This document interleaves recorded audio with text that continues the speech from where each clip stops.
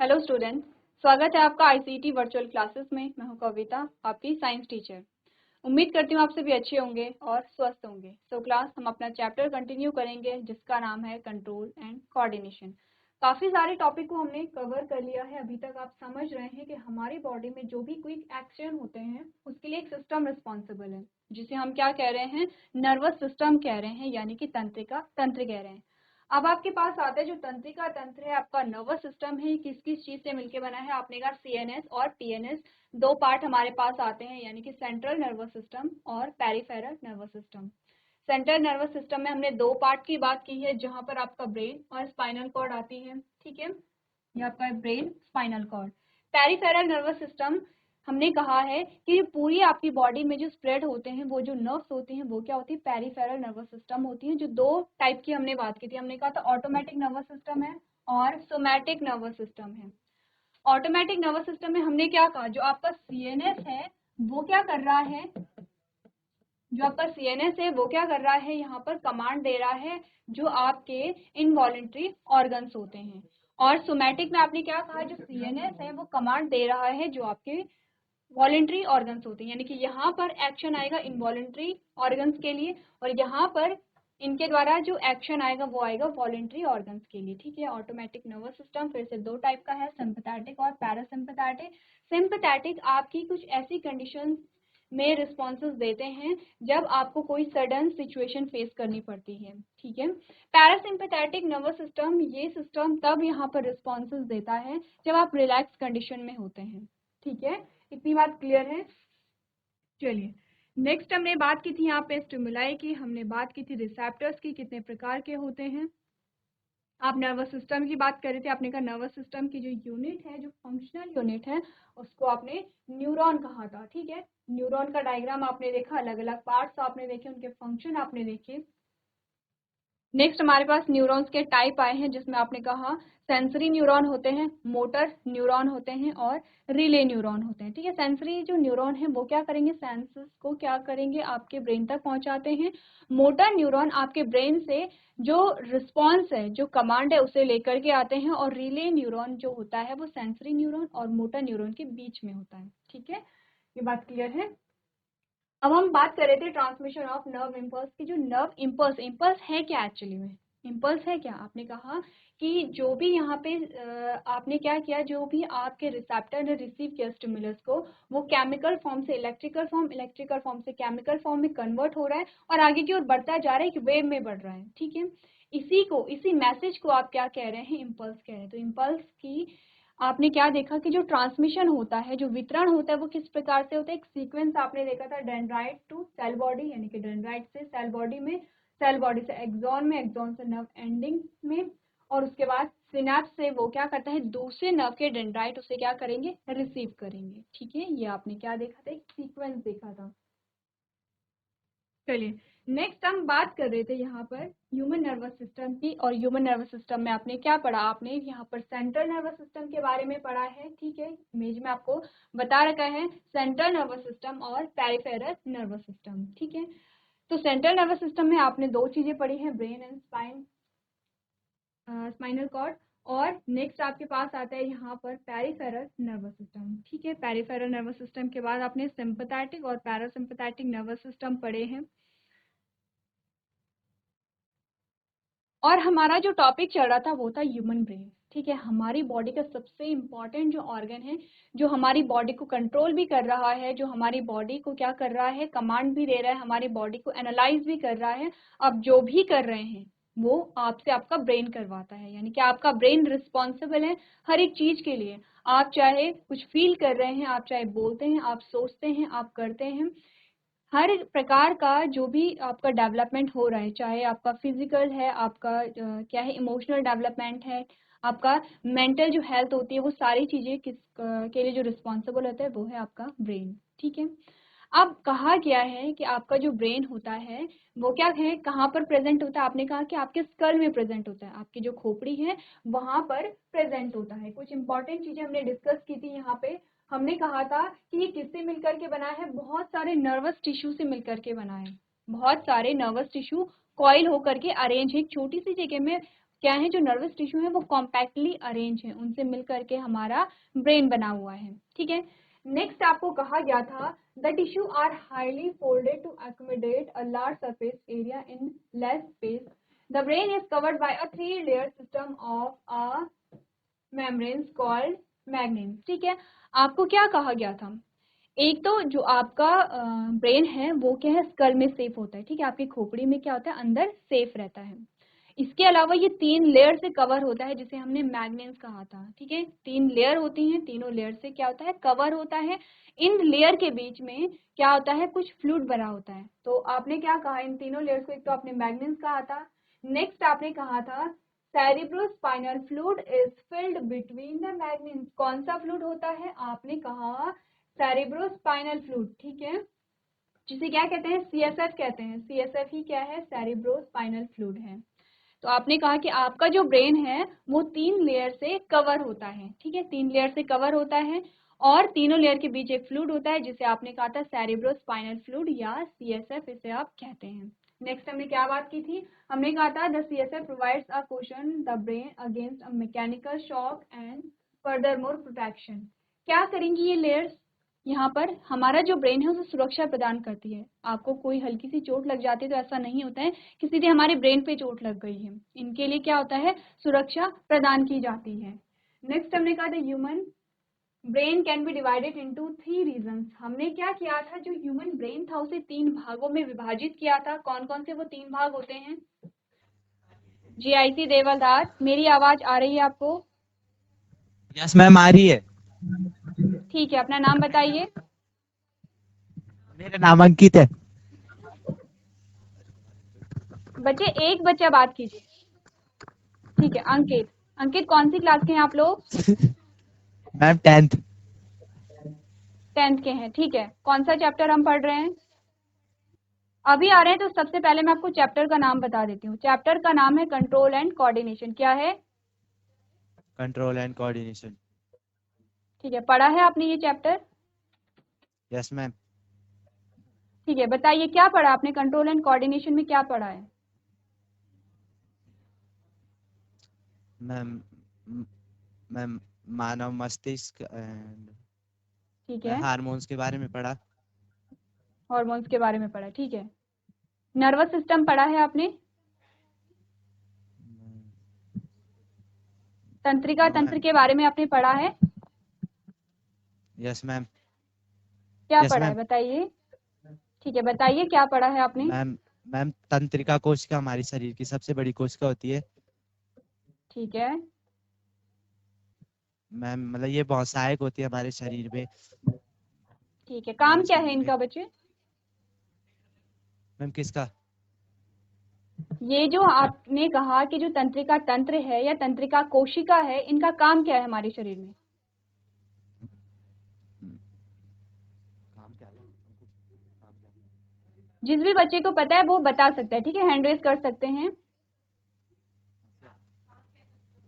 चलिए अंकित, आपको क्या लगता है कि जो आप नर्वस सिस्टम पढ़ते हैं या तंत्रिका तंत्र पढ़ते हैं, क्या काम होगा हमारी बॉडी में इनका? मैम मतलब हमारी बॉडी में सब चीजों को सही रखना, हार्मोन्स का डिसबैलेंस ना हो शायद। ये किसका काम है बच्चे? मैम, पता नहीं। ये आप किसका फंक्शन बता रहे हैं? मुझे नहीं। अंकित, मैम ये तंत्रिका आपने कोशिका किसका का। फंक्शन बताया है? ठीक है, मैम तंत्रिका कोशिका देखिए का। ये जो इमेज आपको दिखाई दे रही है इसके बारे में आपने पढ़ा है? Yes ma'am. क्या है बच्चे ये? Ma'am neuron. न्यूरॉन है, वेरी गुड, न्यूरॉन है। क्या करता है न्यूरॉन? सबसे पहले तो ये बताइए कि न्यूरॉन से मिलकर के क्या बनता है? मैं तंत्रिका तंत्र। वेरी गुड, बहुत अच्छे। न्यूरॉन से मिलकर के बनता है तंत्रिका तंत्र। अब ये बताइए ये न्यूरॉन काम क्या कर रहा है? मैम ये हमारी पीछे बैकबोन में होता है। बैकबोन में होता है, अच्छा ठीक है, और? मैम मतलब जब हम कुछ काम कर रहे होते हैं तो हाँ, हमारा ध्यान कहीं और होता है, तो ये मतलब हमारे पीछे वो हमारे शरीर को मतलब देखता है।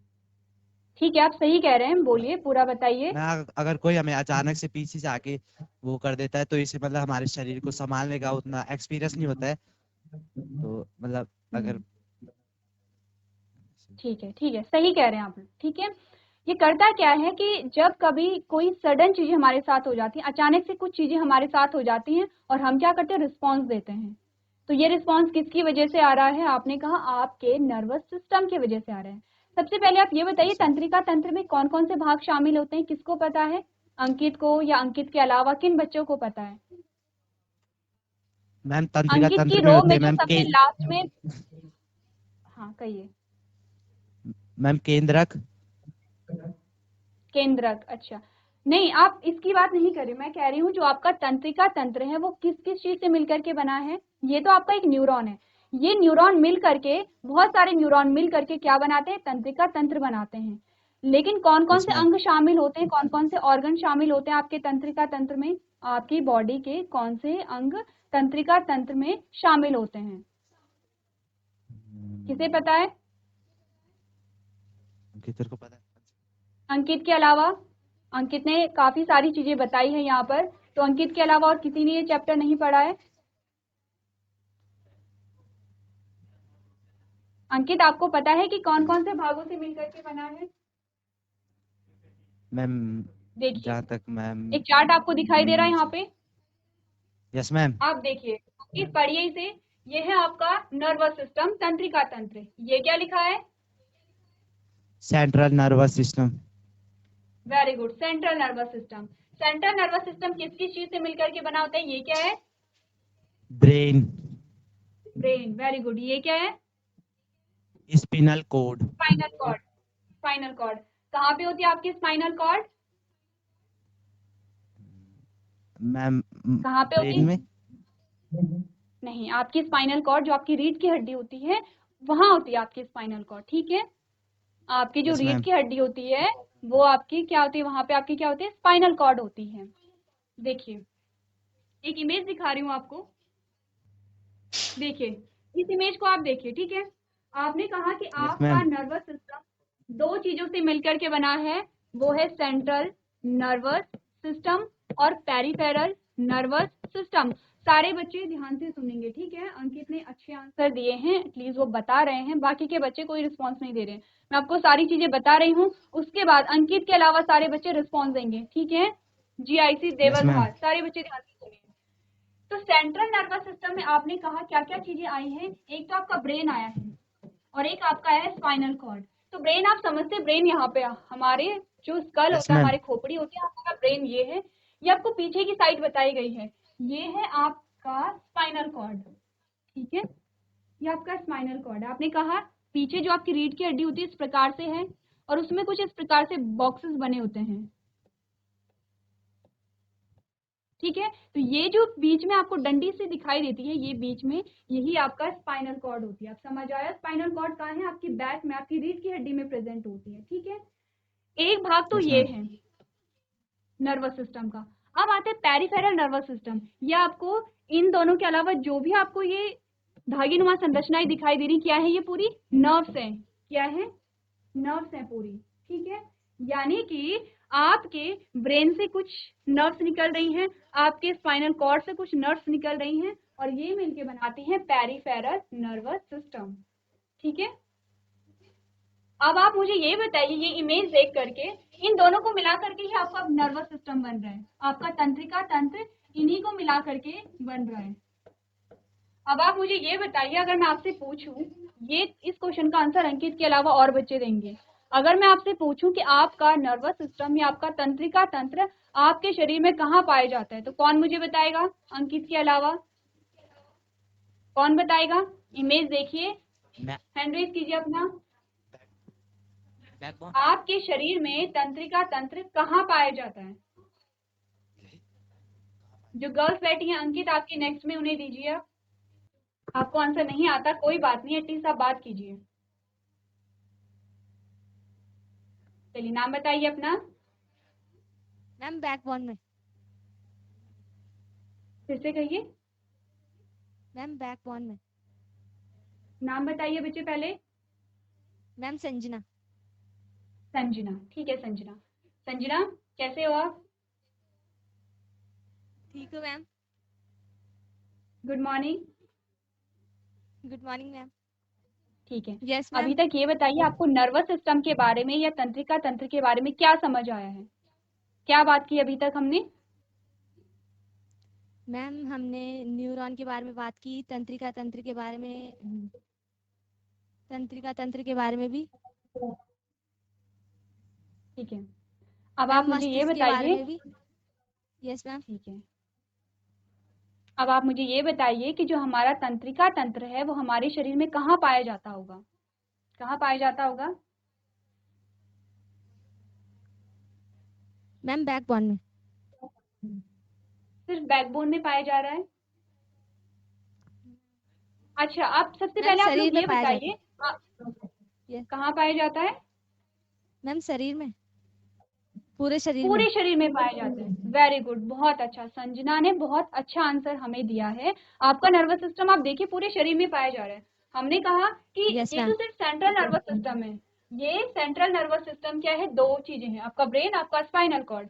लेकिन पेरिफेरल नर्वस सिस्टम आप देख रहे हैं आपकी पूरी बॉडी में फैला हुआ है, ठीक है, पूरी बॉडी यस में मैम। फैला हुआ है।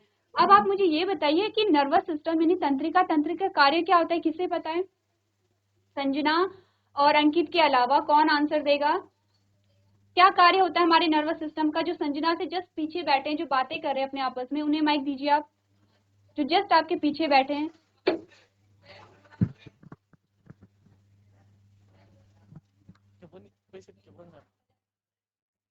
चलिए बच्चे, नाम बताइए अपना।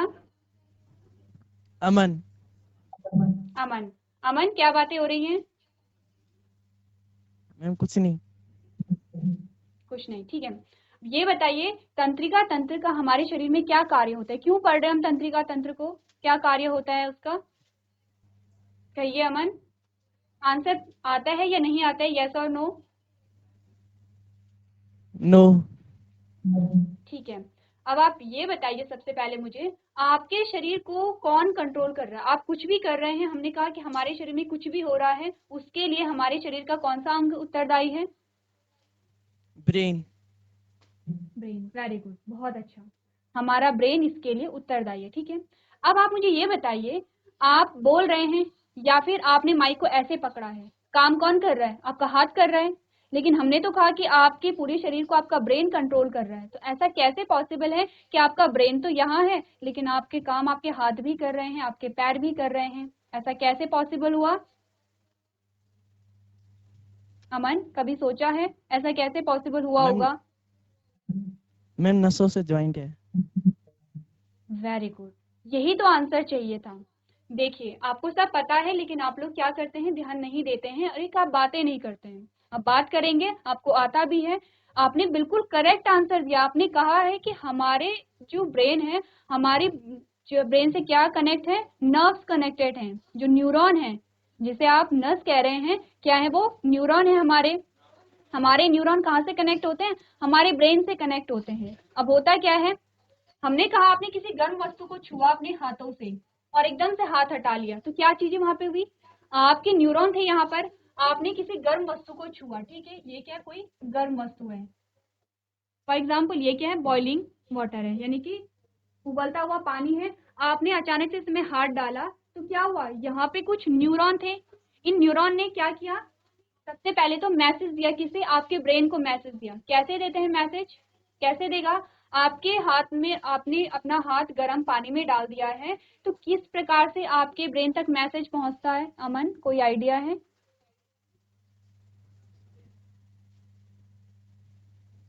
कैसे पहुंचेगा मैसेज हमारे ब्रेन तक? किसे पता है? नसों के द्वारा। अंकित, नसों के द्वारा, ठीक है। अब यहाँ पे क्या आते हैं, हमने कहा हमारी पूरी बॉडी में क्या होते हैं? न्यूरॉन होते हैं। न्यूरॉन का डायग्राम देखा आप सबने? आप सबने न्यूरॉन का डायग्राम देखा है कुछ देर यस पहले? मैम देख ये लिया। आपका न्यूरॉन का डायग्राम, ठीक है। अब क्या होता है इसमें? क्या होगा? इम्पल्स पास होते हैं। इम्पल्स यानी कि जो भी आपने क्या किया, आपने पढ़ा था स्टिमुलस, पता है आपको उद्दीपक क्या होते हैं? उद्दीपक जानते हैं आप लोग? नहीं जानते उद्दीपक? देखिए, वो जो गर्म पानी था वो था उद्दीपक। उद्दीपक का सिंपल सा मतलब है कोई ऐसी चीज जिसका कि आपके शरीर पर प्रभाव पड़ रहा है। ठीक है, आपने कहा गर्म पानी का, जब आपने गर्म पानी में हाथ डाला आप पे प्रभाव पड़ा उसका, इसका मतलब पानी क्या था, उद्दीपक था। अब ये पानी गर्म है ये कैसे पता चला आपको? आपके शरीर के किस भाग ने ये पहचाना कि वो पानी गर्म था? आपकी त्वचा ने। आपके हाथ में क्या थी? आपकी स्किन थी। आपकी त्वचा ने क्या किया? उसको पहचाना कि ये पानी बहुत गर्म है। इसका मतलब उस उद्दीपक को किसने पहचाना? आपकी स्किन ने पहचाना, आपकी त्वचा ने पहचाना। इसे हम क्या कहते हैं? रिसेप्टर कहते हैं। क्या कहेंगे इसे? अमन, आपकी स्किन को यहाँ पर क्या कहेंगे? रिसेप्टर। रिसेप्टर कहेंगे। समझ रहे हैं आप लोग स्टिमुलस क्या होता है और रिसेप्टर क्या होता है? आपने दो शब्दों का मतलब समझा कि स्टिमुलस यानी उद्दीपक क्या होता है और रिसेप्टर क्या होता है। रिसेप्टर यानी जो रिसीव करते हैं, यानी कि अगर आपका फोन आया तो आपने फोन को रिसीव किया, तो हम कह सकते हैं एक तरफ से कि आप रिसेप्टर हैं क्योंकि आपने फोन को, अपने कॉल को रिसीव किया है। ठीक है, उसी प्रकार से उद्दीपक क्या था? गर्म पानी था। और रिसेप्टर क्या था? आपकी त्वचा थी। आपकी त्वचा ने जाना कि वो पानी गर्म था। आपने ये शब्द समझने हैं। ठीक है, हमने प्रीवियस लेक्चर में बहुत सारे टर्म्स यहाँ पर क्या किए हैं, बहुत सारे टर्म्स हमने यहाँ पे क्या किए हैं, डिफाइन किए हैं। जैसे कि ये हैं आपके रिसेप्टर। ठीक है, आपकी आंखें हो गई हैं, आपके कान हो गए हैं, आपकी टंग यानी कि आपकी जीभ हो गई है, आपकी नोज हो गई है, आपकी स्किन हो गई है, ये होते हैं आपके रिसेप्टर। बातें नहीं आपस में, मैं आपसे ही क्वेश्चन करूंगी। ये सारी चीजें हम डिस्कस कर चुके हैं। ठीक है, मैं सिर्फ आपको समझाने के लिए दोबारा से ये सारी चीजें रिपीट कर रही हूँ, इसलिए बातें कोई बच्चा नहीं करेगा, मैं किसी से भी क्वेश्चन कर सकती हूँ। ठीक है, ये है हमारे रिसेप्टर। तो हमारे वातावरण में जितने भी उद्दीपक होंगे जिनका क्या आप पे फर्क पड़ेगा, जैसे कि बहुत तेज से हॉर्न बजा, हॉर्न बजा तो आपने क्या किया? सुना। तो वो हॉर्न भी आपके लिए उद्दीपक है। आपका कान आपका रिसेप्टर है, कानों ने रिसीव किया। कानों ने जब रिसीव किया तो वो जो इम्पल्स था, वो जो मैसेज था, जैसे कि आपने गर्म पानी को यहाँ पे टच किया तो वो एक मैसेज था। वो मैसेज कहाँ जाता है? न्यूरॉन के द्वारा आपके आपके ब्रेन तक पहुंचाया जाएगा। ठीक है, आपके ब्रेन तक जब पहुंचाया गया, अब आपका ब्रेन क्या करेगा? फिर से मैसेज को पास करेगा, फिर से क्या करेगा? कमांड देगा। कमांड देगा, क्या कमांड देगा? कि आपको तुरंत को हाथ को हटा लेना है। ठीक है, यही काम होता है आपके नर्वस सिस्टम का। सिंपल सा काम है कि जो भी उद्दीपक आपके वातावरण में है उसके प्रति क्या करना? उसके प्रति रिस्पॉन्स देना। ठीक है, आप रिस्पॉन्स अलग अलग हो सकते हैं। आपने कहा कि आपने खाना देखा, आपको बहुत भूख लगी थी, आपने खाना देखा, आपके मुंह में एकदम से पानी आ जाता है, वो भी रिस्पॉन्स है। वो भी क्या है? रिस्पॉन्स है। क्योंकि जब आपने खाना देखा तो आपने उसकी स्मेल को फील किया, आपने खुशबू को जब फील किया तो वो मैसेज आपके ब्रेन तक पहुंचा। जब आपके ब्रेन तक पहुंचा तो आपके ब्रेन ने क्या कमांड दी? कि आपके मुंह में पानी आएगा क्योंकि आप भूखे हैं। ठीक है, इतनी बात क्लियर है? समझ आया कि नर्वस सिस्टम का क्या काम होता है? अब जीआईसी देवलधार। Yes ma'am. ठीक है, तो आपकी बॉडी में जो भी चीजें हो रही हैं, जो भी चेंजेस आ रहे हैं, आप जो भी फील कर रहे हैं, आप जो भी क्या करें, प्रतिक्रिया दे रहे हैं। जैसे कि आप मेरी बात की प्रतिक्रिया दे रहे हैं, तो क्या हुआ? मैं आपको कह रही हूँ, मैंने आपसे क्वेश्चन पूछा, तो यहाँ पर मेरी बातें क्या थी? स्टिमुलस थी। मेरा क्वेश्चन ही आपके लिए क्या? स्टिमुलस है। रिसेप्टर क्या हुआ? यहाँ पर मैंने आपसे क्वेश्चन पूछा, मैंने कहा मेरा क्वेश्चन ही आपके लिए स्टिमुलस है, तो रिसेप्टर क्या होगा यहाँ पे? कौन मुझे बताएगा? अंकित, यहाँ पर रिसेप्टर क्या होगा?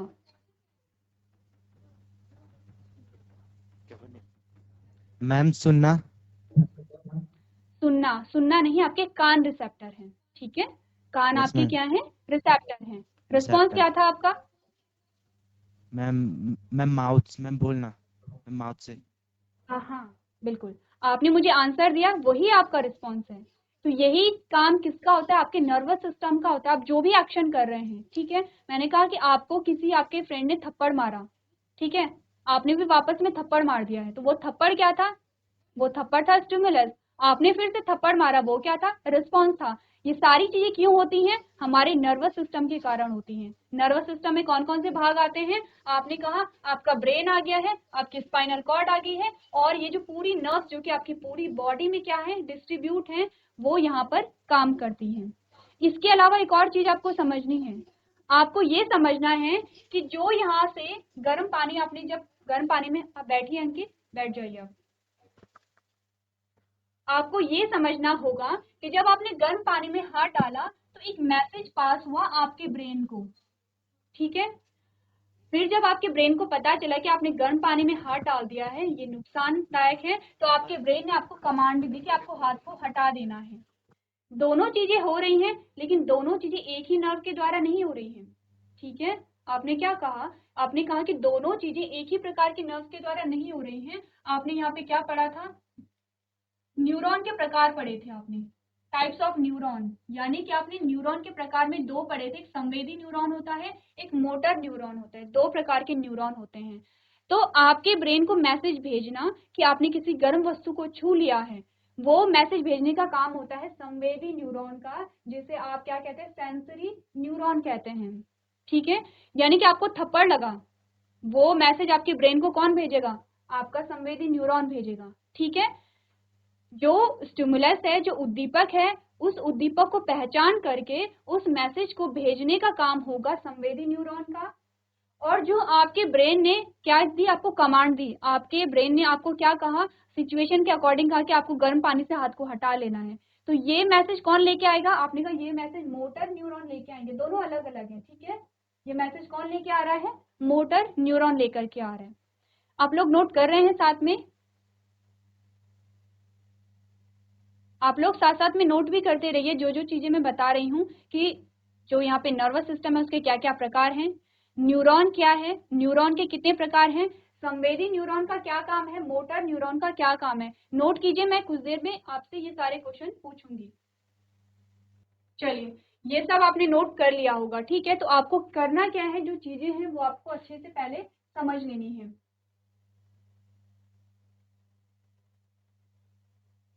तो हम बात कर रहे थे ब्रेन की, कि ब्रेन के कितने भाग होते हैं। आपने कहा ब्रेन के मुख्यतः 3 भाग होते हैं। देखिए सारी चीजें हम पढ़ चुके हैं, ठीक है। अब आपको करना क्या है, अगर आपको डिटेल में पढ़ना है तो या तो आप प्रीवियस लेक्चर को देख लीजिए या फिर अपने नोट्स को एक बार फिर से पढ़ लीजिए। तो आपने कहा 3 भाग होते हैं हमारे मस्तिष्क के, फोर ब्रेन होता है, मिड ब्रेन होता है और हिंड ब्रेन होता है। फिर मैंने आपको कल बताया था कि आपके फोर ब्रेन के भी अलग अलग पार्ट होते हैं। एक होता है सेरिबेलम, ठीक है, एक होता है हाइपोथैलेमस और एक होता है थैलेमस, तीसरा भाग, ठीक है, यह है दूसरा भाग। एक होता है थैलेमस, ये है आपके जो अग्र मस्तिष्क हैं उसके भाग हैं, ठीक है। फिर दूसरा आपके पास आता है मिड ब्रेन, जिसके आपको भाग नहीं बताए गए हैं, और तीसरा आता है आपका हिंड ब्रेन। तो हिंड ब्रेन के कौन कौन से पार्ट हैं, आपने कहा सेरिबेलम है इसका भाग पहला, फिर आपने कहा दूसरा इसके पोन्स है और तीसरा मेड्यूला है।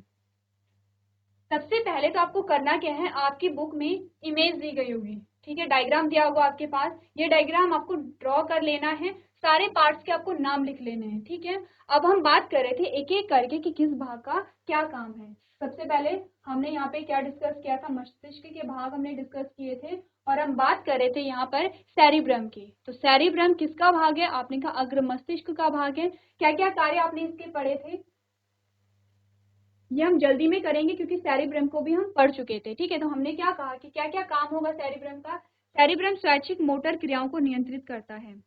जो हमारी वॉलेंट्री इनवॉलेंट्री एक्शन पढ़े हैं आपने, ऐच्छिक और अनैच्छिक जो आपके एक्शन होते हैं। ऐच्छिक का मतलब होता है कि जो आप अपनी इच्छा से कर रहे हैं, जैसे कि मैं बोल रही हूँ, ये मेरी इच्छा है, मैं अपनी इच्छा से कर रही हूँ, तो ये ऐच्छिक क्या है, कार्य है।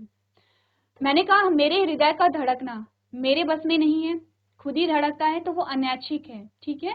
तो आपने क्या पढ़ा, आपने पढ़ा cerebrum controls voluntary motor action, यानी कि जो आपकी ऐच्छिक क्रियाएं होती हैं उन्हें सेरिब्रम कंट्रोल करता है। दूसरा हमने कहा यह स्पर्श श्रवण धारणाओं की तरह संवेदी धारणाओं का स्थल है, यानी कि ये किसके लिए रिस्पॉन्सिबल होगा, सेंसरी रिसेप्शन है ये किसके लिए, जैसे कि ऑडिटरी रिसेप्शन के लिए, ठीक है। तीसरा आपने कहा कि ये सीखने और स्मृति का स्थान है, यानी कि आपकी जो लर्निंग और मेमोरी होती है उसके लिए भी सेरिब्रम यहाँ पर रिस्पॉन्सिबल है, ठीक है। नेक्स्ट जो हमारे पास आया था, आपने हाइपोथैलेमस के बारे में बात की थी, ये भी क्या है, अग्र मस्तिष्क का ही भाग है, और इसमें हमने क्या क्या फंक्शन पढ़े थे। आपने कहा कि यह शरीर के सोने और जागने का चक्र होता है उसको नियंत्रित करता है, और खाने पीने की इच्छाओं को भी क्या करेगा, नियंत्रित करेगा। तीसरा भाग जो आपके पास अग्र मस्तिष्क का आता है वो यहाँ पर आता है, चलिए यहाँ पे आपको थैलेमस के बारे में नहीं बताया गया है। अब आपके पास आ गया सेरिबेलम। सेरिबेलम किसका पार्ट है? आपने कहा पश्च मस्तिष्क का पार्ट है, ठीक है। पश्च मस्तिष्क में आपको क्या बताया गया है? Cerebellum lies below the cerebrum and at the back of the whole structure. It coordinates the motor functions when you are riding your bicycle. The perfect coordination between your pedaling and steering control is achieved by the cerebellum. यानी कि जो cerebellum होता है, सबसे पहले देखिए cerebellum है कहाँ पर? ये आपका ब्रेन है, ठीक है। cerebellum के बारे में हम बात कर रहे हैं, ये है आपका cerebellum, ठीक है। ये है जो आपका पश्चिम मस्तिष्क है, यहाँ पर सेरिबेलम प्रेजेंट होता है। तो देखिए फोर ब्रेन का जो पार्ट आपको बताया गया, अग्र मस्तिष्क का जो पार्ट आपको बताया गया है, वो ये वाला पोर्शन होता है, ठीक है। मिड ब्रेन यानी कि जो मिड में होगा, और हिंड ब्रेन जो पश्चिम आपका मस्तिष्क होता है, वो ये वाला पोर्शन आपका होता है। हम पढ़ रहे हैं किसके बारे में? सेरिबेलम के बारे में, जो कि इस प्रकार का स्ट्रक्चर आपको दिखाई देता है, ठीक है। तो देख लेते हैं क्या क्या फंक्शन हमें बताए गए हैं। आपने कहा सेरिबेलम सेरिब्रम के नीचे और पूरी संरचना के पीछे स्थित होता है। यह मोटर कार्यों का समन्वय करता है। जब आप अपनी साइकिल चला रहे होते हैं तो आपके पैडल चलाने और स्टीयरिंग की नियंत्रण के बीच सही समन्वय सेरिबेलम द्वारा किया जाता है, ठीक है। नेक्स्ट है it controls posture and balance, यानी कि यह आसन और संतुलन को भी क्या करेगा? नियंत्रित करेगा, ठीक है। चलिए, और नेक्स्ट आपको बताया गया है it controls the precision of a voluntary action, यानी कि यह स्वैच्छिक कार्यवाही की सटीकता को क्या करेगा? नियंत्रित करेगा, ठीक है। ये आपने कुछ फंक्शन पढ़े हैं, तो फंक्शन आप कर लेते हैं। सबसे पहले आपको करना क्या होता है? आपको ब्रेन का स्ट्रक्चर आपको देखना होता है। ब्रेन का स्ट्रक्चर आपने अच्छे से पढ़ लिया, आपको बनाना आ गया है, आपको ये पता है कौन सा भाग कहाँ पे होता है, तो फिर इनके कार्य आपको अच्छे से समझ आ जाते हैं।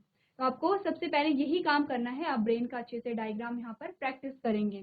तो आज के सेशन में हम इतना ही करेंगे। अभी तक क्लास में बने रहने के लिए आपका धन्यवाद।